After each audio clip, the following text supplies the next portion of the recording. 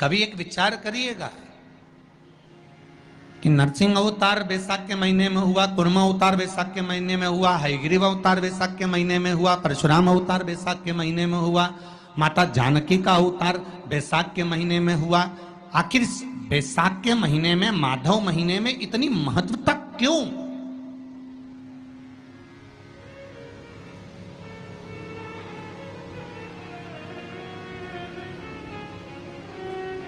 बैसाख के महीने में पड़ने वाली एकादशी, चतुर्थी, प्रदोष, अमावस्या, पूर्णिमा, शिवरात्रि, ये सभी इतनी महत्वपूर्ण क्यों हो जाती है?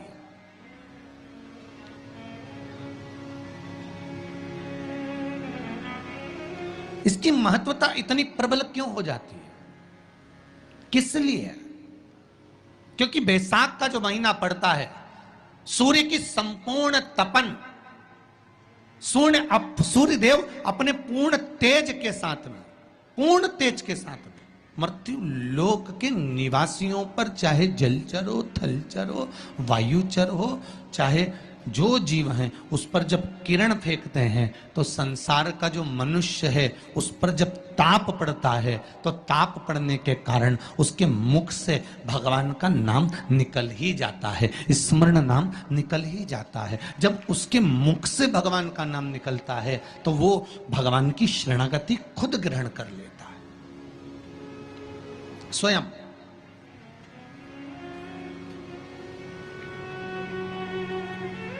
शरणागति ग्रहण कर लेना। बैसाख की पोथी पढ़ते हो आप लोग? आप में से अगर कोई पढ़ता हो बैसाख महीने की पोथी, तो उसमें एक वर्णन आता है, शुक्ल पक्ष की 9वीं तिथि, बैसाख महीना,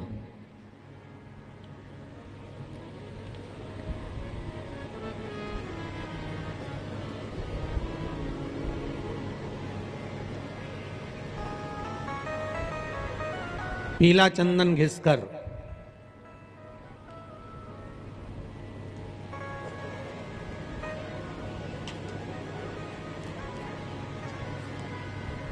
उस चंदन को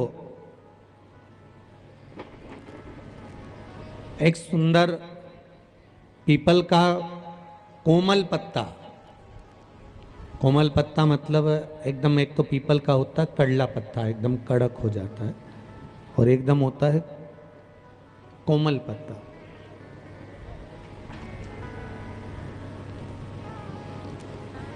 उस पीपल के कोमल पत्ते पर पीला चंदन घिसकर, जो वो चंदन होता है, उस चंदन को घिसकर उस चंदन को उस पत्ते पर रख ले। और महाराज उस पत्ते को मध्याह्न के समय पर, जैसे जब सुबह के समय पर सारी पूजन हो जाए, अर्चना हो जाए, भगवान शिव के मंदिरों में जल समर्पित हो जाए, उसके बाद में जब बाबा एकदम आनंद में विराजे हों, तब जहां शिवलिंग रखा होता है,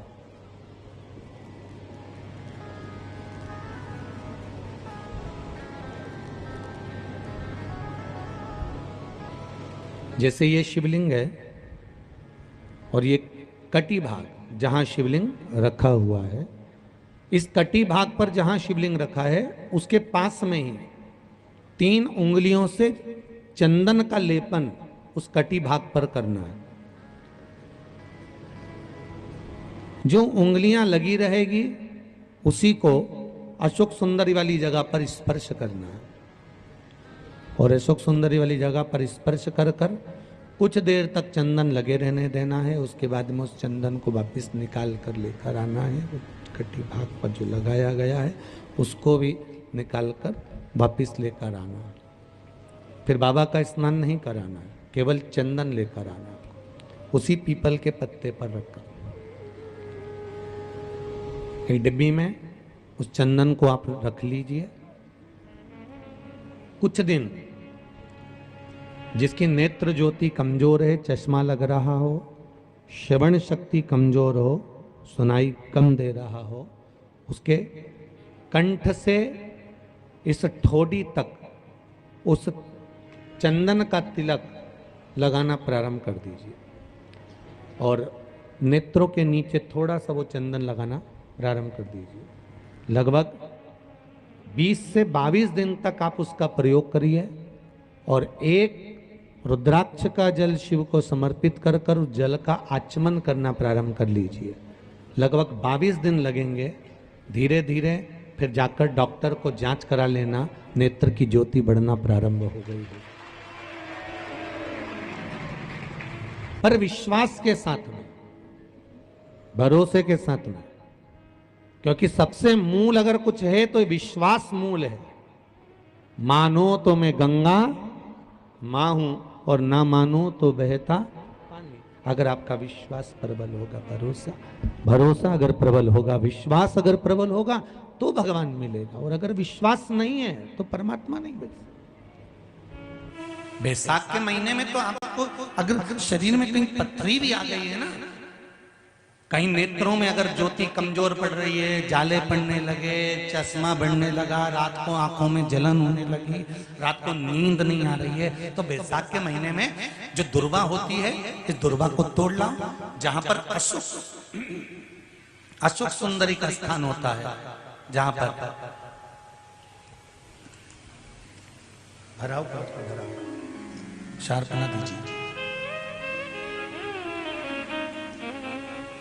अशोक सुंदरी का जो स्थान होता है, उस अशोक सुंदरी के स्थान पर उस दुर्वा को रख दो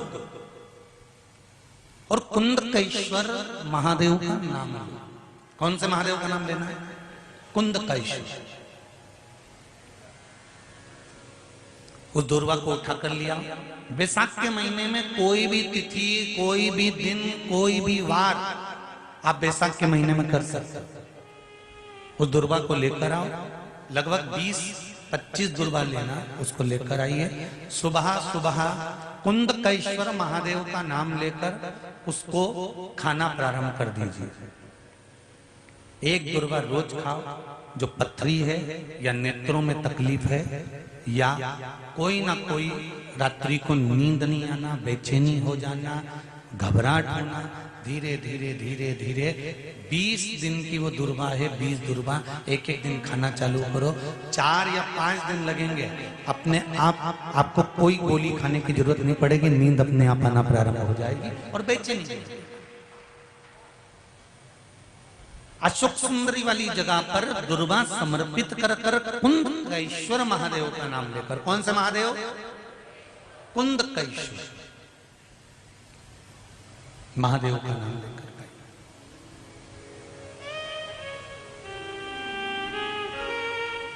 शिव आराधना का मूल है जल।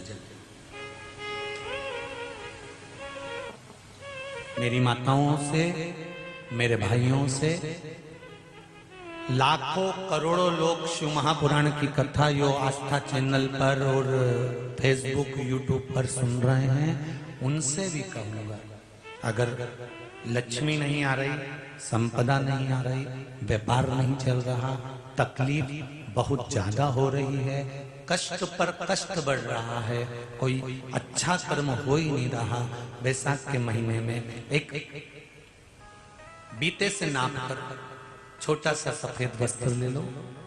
उस वस्त्र में 108 चावल के दाने रख लीजिए।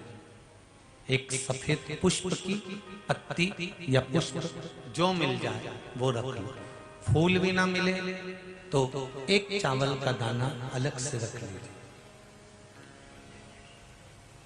बैसाख के महीने में उसको अपने घर के जहां परिंदा होता है, मटका होता है, पानी भरने का स्थान होता है, जहां पर हम पानी पीने का भरते हैं, वहां उसको एक कटोरी में रख लीजिए। 3 दिन बैसाख के महीने में कोई सी भी तिथि, चाहे आप दूज, तीज, चतुर्थी ले लो, चाहे पंचमी, छठ, सप्तमी ले लो, चाहे अष्टमी, नवमी, दशमी ले लो, उसको रख दीजिए 3 दिन तक।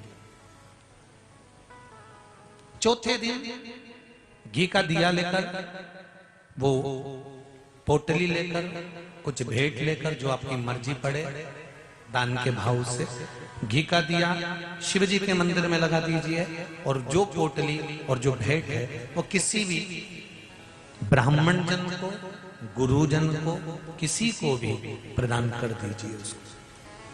अगर ब्राह्मण जन, गुरुजन नहीं ले तो कोई इसका मोल तत्व समझता हो, कोई सौभाग्यवती माताएं हो, कोई बहन बेटियां हो, उनको भी आप दे सकते। ये लक्ष्मी की वृद्धि करने का, संपदा,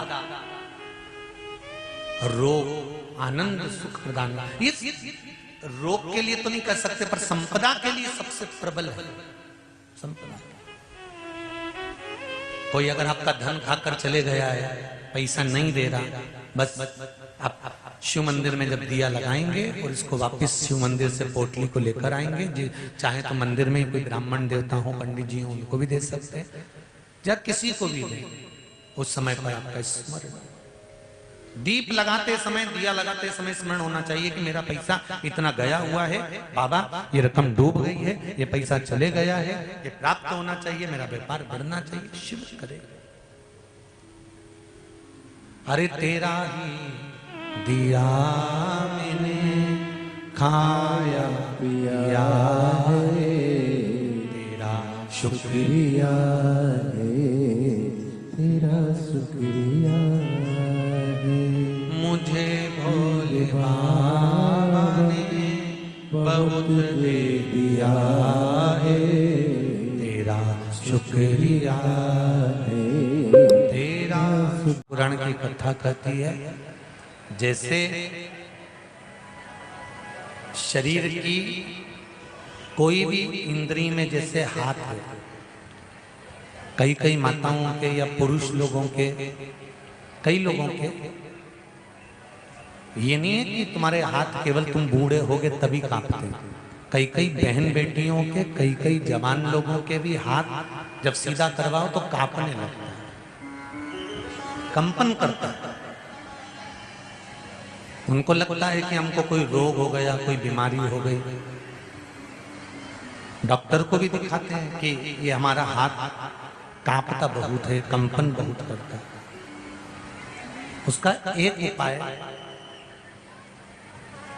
अग्नि पुराण में से आप निकाल कर सकते हैं। जिनके भी हाथ कांपते हो, चाहे वो युवान बेटा बेटी हो, चाहे वो वृद्ध हो, जिनके भी हाथ कांपते हैं,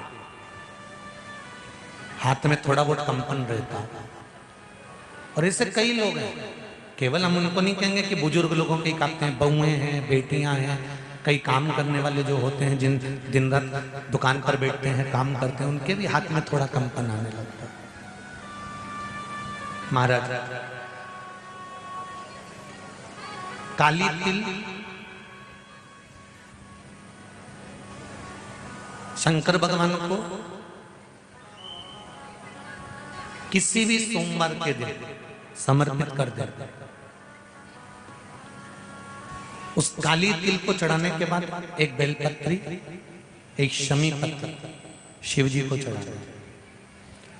बेलपत्री और शमी पत्र को उठाकर जहां से पानी,